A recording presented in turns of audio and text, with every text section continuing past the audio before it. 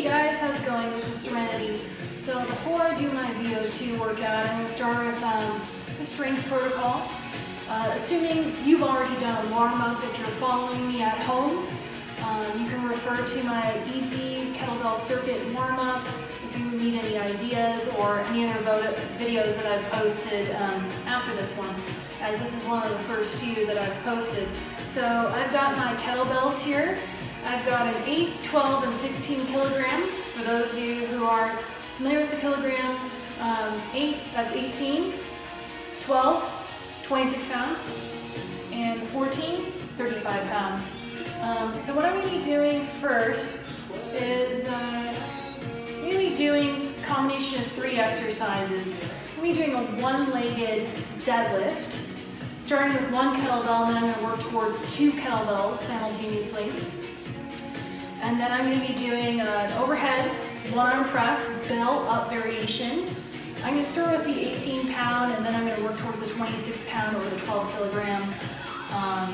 First with a set of 5, then moving to a set of 3.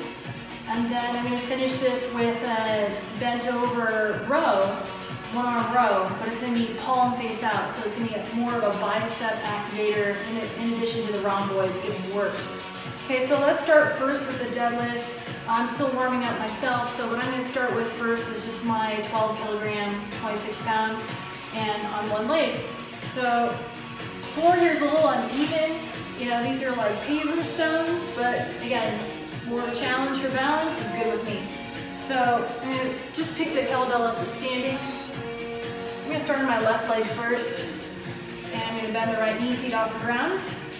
And then I'm just going to bend the left knee, lower mid-shin, and then back to standing. Now if you want to make this a little bit easier, you can put the right foot down when you come to standing if you're still working on balance. So this will be 3, 4, and 5, and then I'm going to switch sides.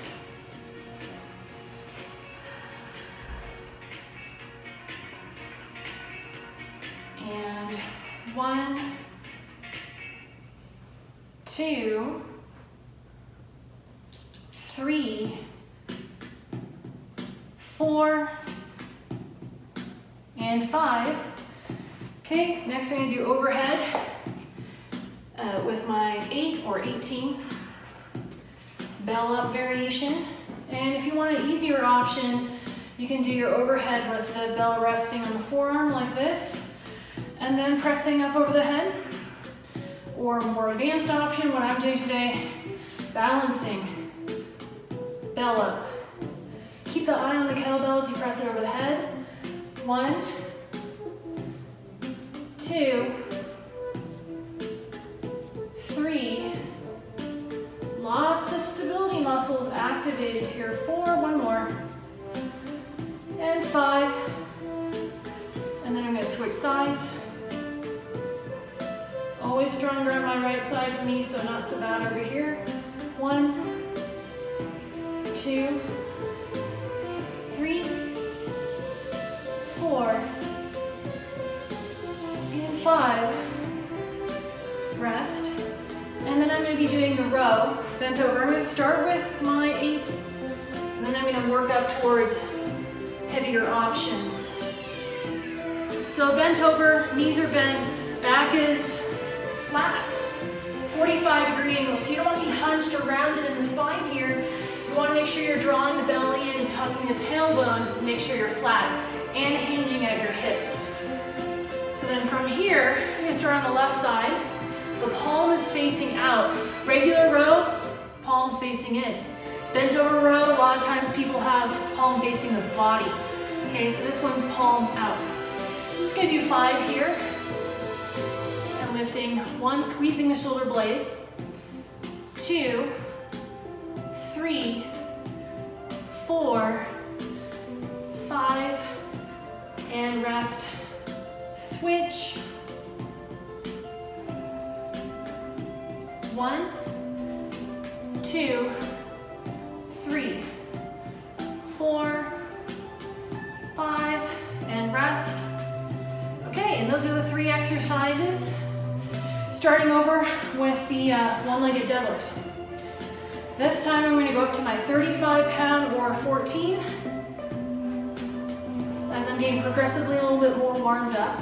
You don't want to start with your heaviest weight. You want to, today, like I'm doing a little more pyramid style, starting with more reps, less weight, progressing towards less reps, heavier weight. We'll be doing 3 or 4 rounds altogether. Still got to get that VO2 warm up or workout in. So starting on the left side, first to standing, bending the right knee, bend the left knee to lower. 1, really feeling that glute activating, glute medius. 2, 3, 4, and 5. Okay, starting to feel a little warm.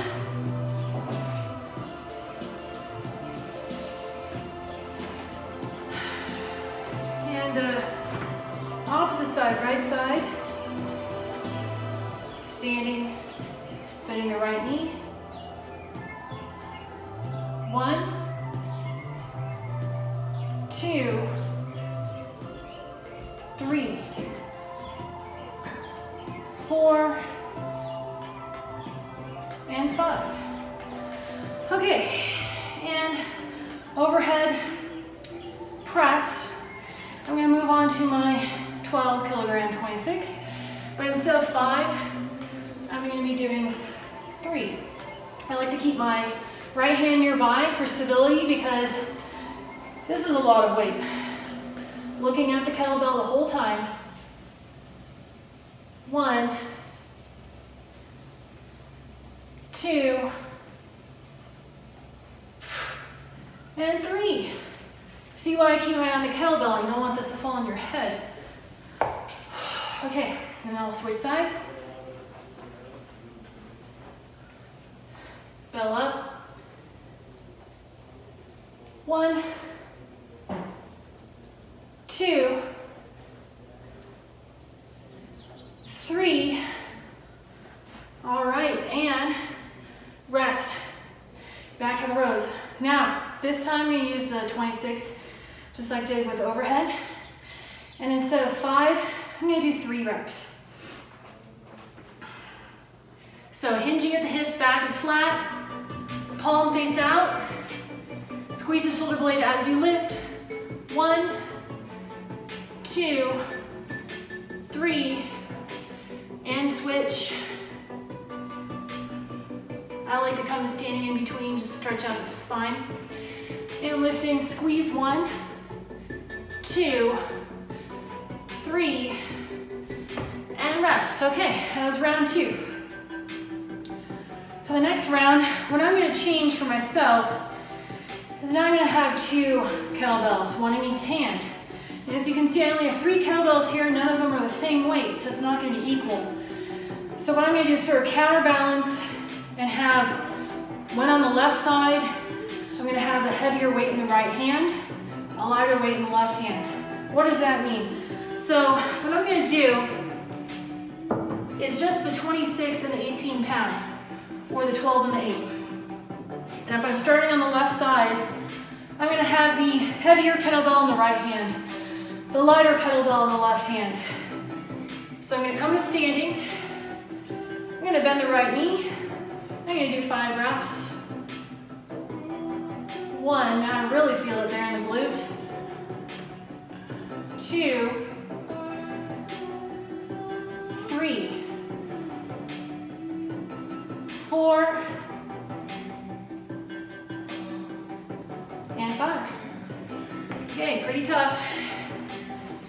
And then just switching sides.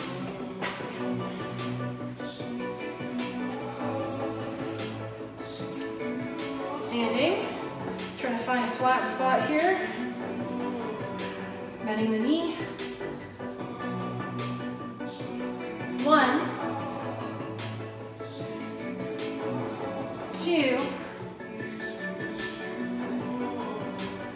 3,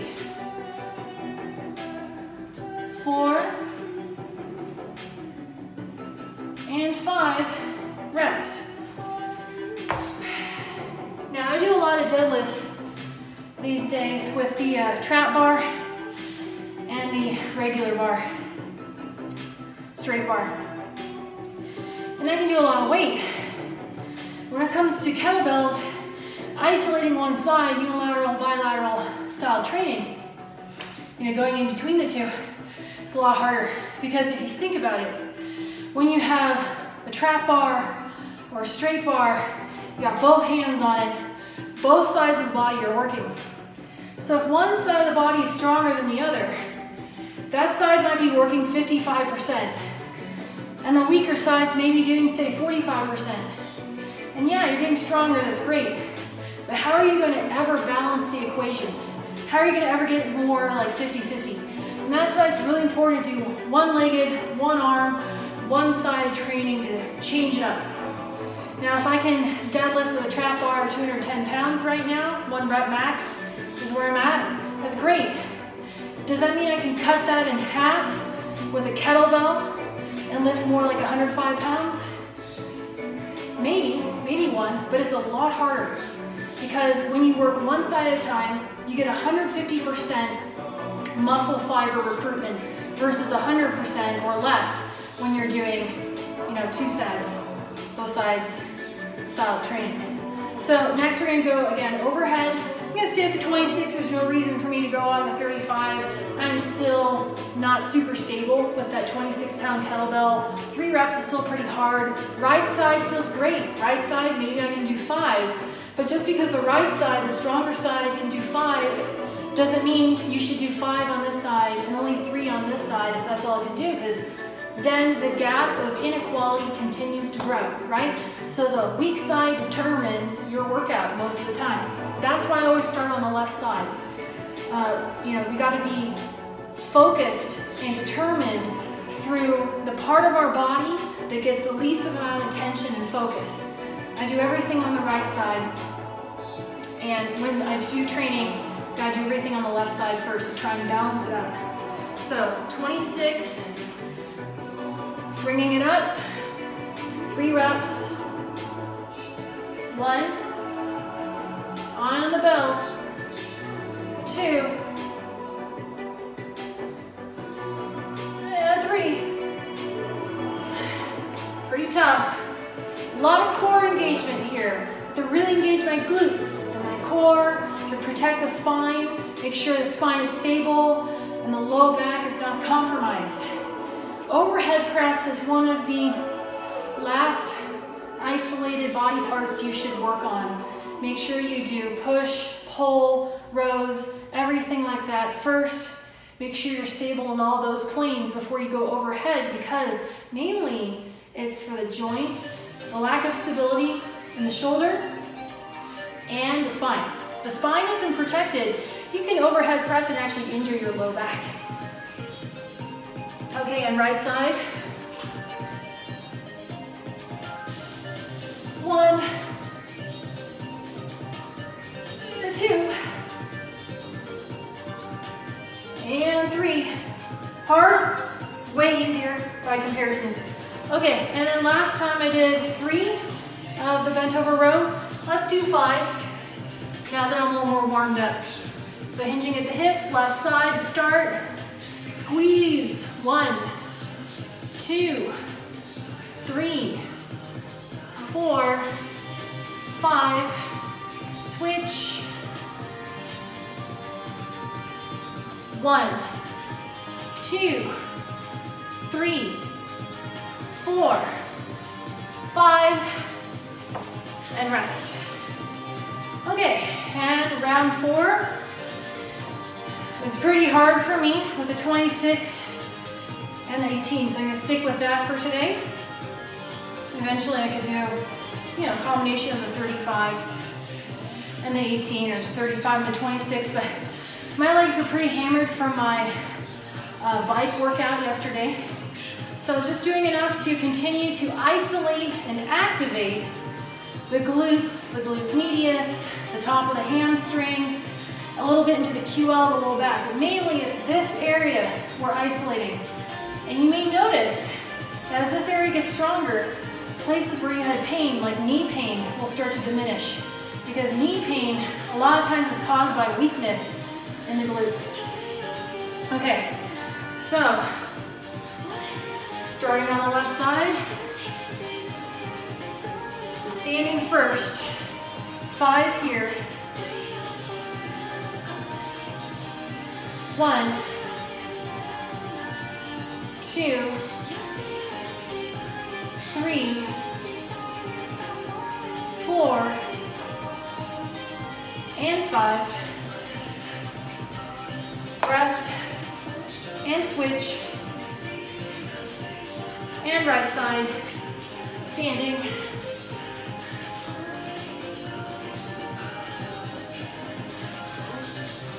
1,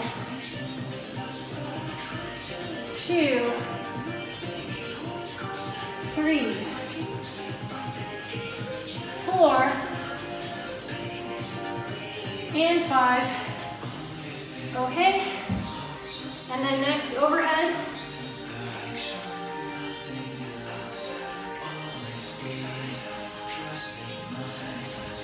1,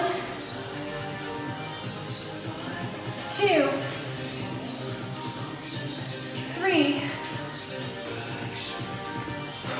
Okay, right side.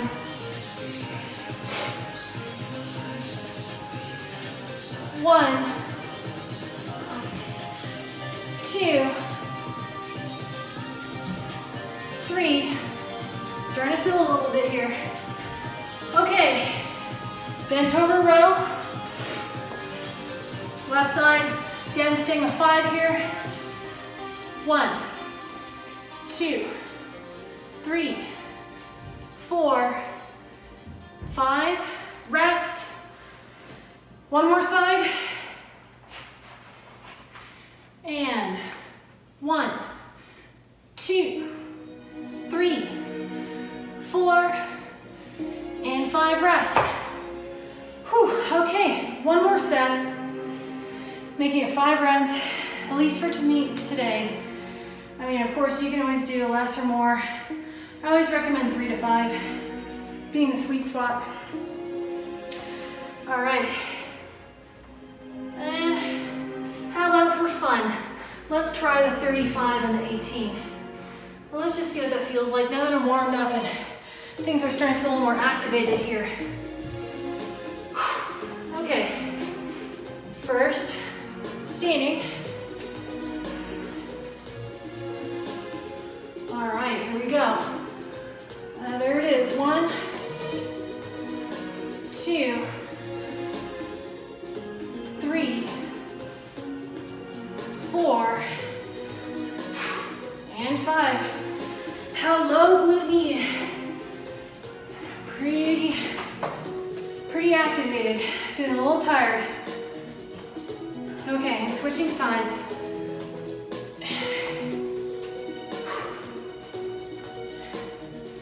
Here we go. 1, 2, 3, 4, and 5. Awesome. Okay. Overhead. Again, 3.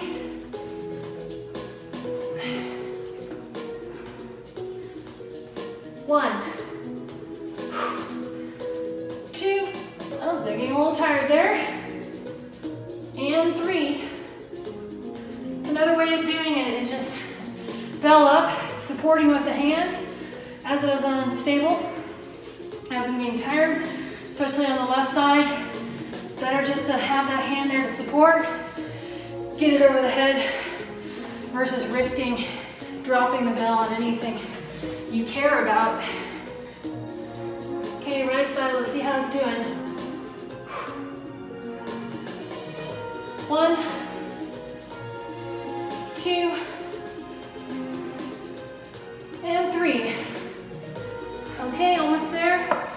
Finishing with bent over row, 5 on each side, and we're done. 1, 2, 3, 4, 5. Rest.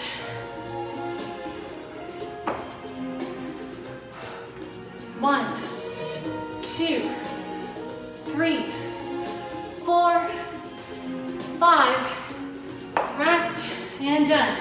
For this workout, we are finished. And again, thank you for following me today or